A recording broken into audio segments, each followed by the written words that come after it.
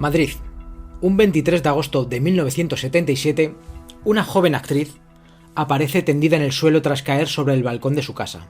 Su nombre era Sandra Mozarowski. Tenía solo 18 años y su muerte, hasta el día de hoy, sigue rodeada de sombras y de secretos. Sandra Mozarowski era una joven promesa del cine español. Muchos la conocen por el fenómeno del destape, aunque otros, como yo, preferimos recordarla por el género del fantaterror. Creo que Sandra Mozarowski siempre va a calar más en los fans del terror y del fantaterror. He traído aquí algunas películas en las que aparece, ahora hablaremos de ello. Pero aún así, toda su filmografía, muy extensa, pese a que murió muy joven, 19 años, mezclaban erotismo, humor, y tras la dictadura de Franco es lo que se llevaba. Entonces, ¿fue una muñeca rota? ¿Fue una deudora de su tiempo? En su corta carrera logró una gran notoriedad, pero su vida se vio truncada de forma abrupta, dejando interrogantes imposibles de responder. Hola, muy buenas a todos oyentes, muy buenas Esteban y oyentes y familia de origen, ¿qué tal estáis? Soy Johnny Baile y os doy la bienvenida cálida y gótica bienvenida aquí a mi morgue, a mi butaca oscura, ya sabéis, ese huequito dentro del programa que se me cede para hablar de terror, de cine de terror.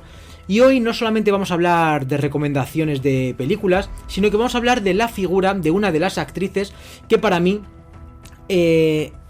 me da más lástima o más pena, porque creo que a día de hoy, podría haber tenido una carrera en la que nos hubiera dado grandes alegrías y grandes interpretaciones. Alexandra Elena Mozarowski, también conocida como Sandra Mozarowski, era una actriz muy joven, muy bella, de mirada acuosa, de mirada líquida, ojos azules, y con un gesto taciturno, triste, sombrío. Era hija de un diplomático ruso y de una mujer española, aunque ella nació en Marruecos, en Tánger, el 17 de octubre del 58. Eso quiere decir que como murió el 14 de noviembre del 77, murió con 19 años. Antes creo que he dicho 18, murió con 19 años recién cumplidos. Tras esa sonrisa melancólica y taciturna, se escondía una vida marcada por los excesos y un entorno que empezaba a ser peligroso para alguien tan joven. Me explico. Ella fue una muñeca rota de la industria. Ella empezó muy jovencita. Su primera película fue El otro árbol del Guernica, con 11 años. Con tan solo 11 años protagonizó esta cinta. No tuvo demasiado éxito, o no tuvo el éxito esperado, y entonces tuvieron que pasar unos años más para relanzar su carrera. Ella nunca abandonó el mundo de la interpretación, fue creciendo, y después empezó a aparecer en pequeños papeles, y aquí es donde entra mi etapa favorita de Sandra Mozarowski, el fantaterror. Os voy a poner unos pequeños ejemplos. Fijaos. Por ejemplo, apareció en El Mariscal del Infierno, de hecho sale aquí en portada. Es un papel muy escueto, es un papel muy, muy pequeño. De hecho, ella es la sacerdotisa a la que matan al principio de la película. Como si fuera un augurio, un mal augurio. En esta película acaba muriendo. Un papel muy pequeñito, pero muy recordado, porque sale bella, sale preciosa. El Mariscal del Infierno lo hace con 15 años. Fue la tercera película en la que apareció.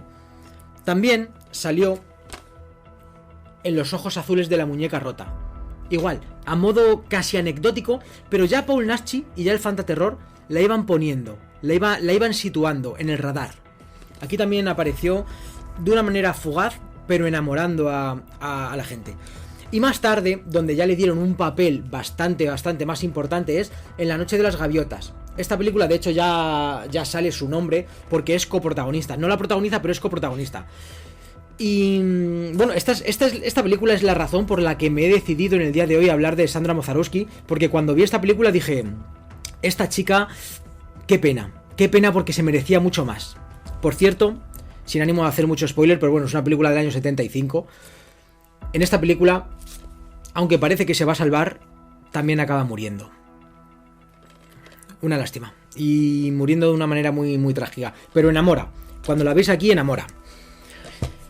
Podría deciros más películas, de hecho os voy a decir más, tengo aquí la chuleta.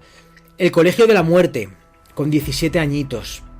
El Colegio de la Muerte, además, es una especie de película como La Residencia, de Chicho Ibáñez Serrador, también por el rollo del terror, de lo oscuro, de thriller macabro, va por ahí. Y tras esta aparición, hay algunas más, ¿vale? Hay algunas más del fantaterror. Pero tras estas apariciones, fijaos que en 2 o 3 años estaba haciendo un montón de películas. Llegó el fenómeno del destape, el landismo, como se llamó, las películas de Alfredo Landa. Y por eso decía antes que a lo mejor Sandra Moszalowski se empezó a juntar con personas que le prometían el oro y el moro, la fama, pero ¿a cambio de qué? Pues del erotismo, del destape, de enseñar. Películas del landismo en las que salió fue, por ejemplo, Manolo la Nuit, fue Lo verde empieza en los Pirineos o Cuando el cuerno suena. Esas películas eran del destape. Explotó, esa niña explotó como la espuma. Y le dieron películas propias. Beatriz, La trastienda, del 75, del 76. Tren especial para Hitler, del 77. O su última película, Ángel Negro, del 78. Hizo más, tiene muchas más películas. He escogido las más representativas. Bueno, ¿y qué pasó? He dicho que Ángel Negro se estrenó en el 78, pero ella la grabó en el 77, antes de fallecer. Bien, pues que de madrugada Sandra Moszalowski estaba en su casa de Madrid, en el balcón, según la versión oficial, regando las plantas, aunque unos meses atrás, no sé si fue el Hola o el Lectura, creo que fue la revista Hola, le hicieron una entrevista, un reportaje, de hecho podréis ver imágenes del reportaje, y se ve que en ese balcón no hay una maldita planta.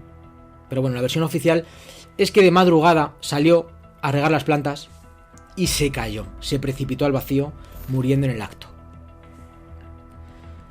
Podía ser una muerte normal, pero no lo fue, porque ella estaba explotando en la industria.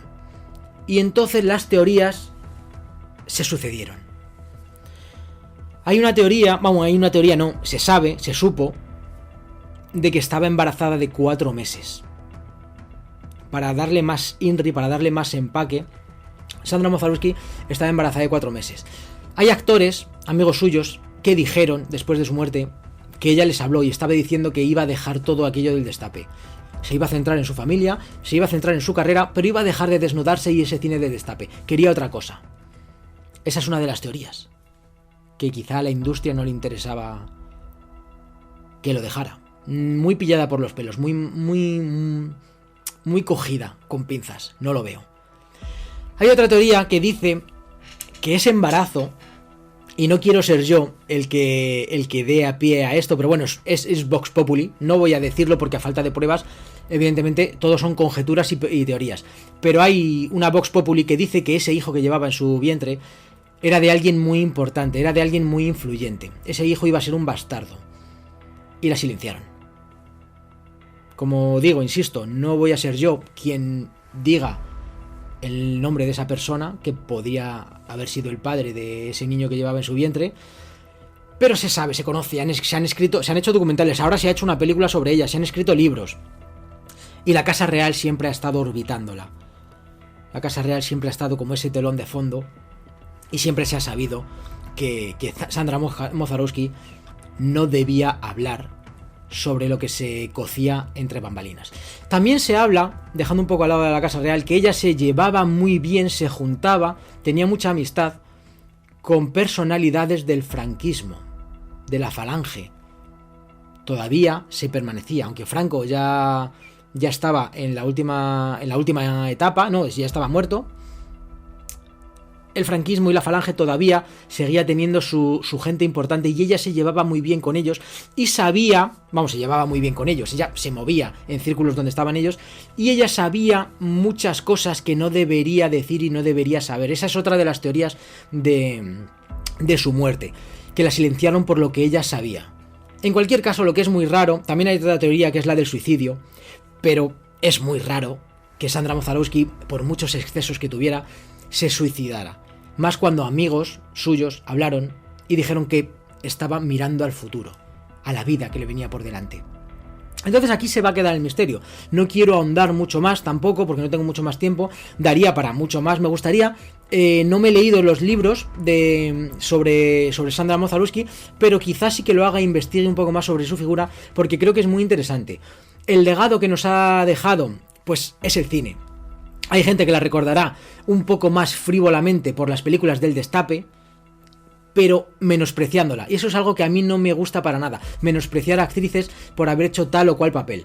Pero lo que sí que está claro es que en la comunidad del fantaterror, en la comunidad del terror, siempre se la ha tratado con mucho amor, con mucho respeto y con mucha solemnidad. A ella y a lo que le ocurrió. Así que eso es lo que os he traído en la butaca oscura de hoy, la vida de Sandra Mozaruski, el misterio que la envolvió y la magnificó a su figura. Y es que 47 años después, que se dice pronto, de su muerte, sigue siendo una herida abierta en el corazón del misterio español. Su historia nos recuerda que a veces el silencio es más perturbador que las respuestas. ¿Y vosotros, sois capaces de llenar ese silencio? ¿Tenéis vuestra teoría? Podéis comentarlo. Nos interesa. Nos vemos la semana que viene con otro nuevo vídeo dedicado al mundo del cine de terror. Y hasta entonces, no os olvidéis de cerrar bien la puerta antes de iros a acostar, pues nunca se sabe lo que pueda haber en el otro lado.